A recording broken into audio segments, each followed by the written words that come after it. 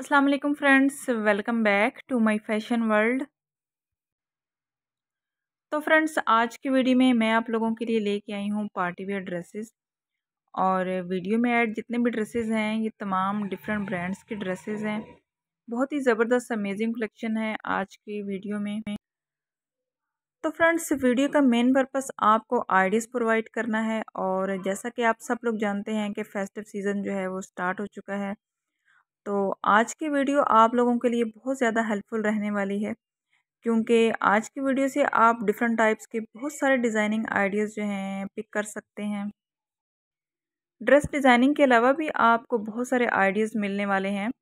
Other accessories के like आप जो है ज्वेलरी, फुटवेयर, हेयर स्टाइल के बहुत ही ज़बरदस्त से आइडियाज़ ले सकते हैं। इसके अलावा किसी भी फंक्शन के लिए आप अपनी जो है ओवरऑल लुक किस तरह क्रिएट कर सकते हैं, आप ये बहुत ही ज़बरदस्त अमेजिंग आइडियाज़ ले सकते हैं। तो गाइस, वीडियो को आपने फुल वॉच करना है ताकि कोई भी डिज़ाइन, कोई भी आइडिया आप लोगों से मिस ना हो जाए।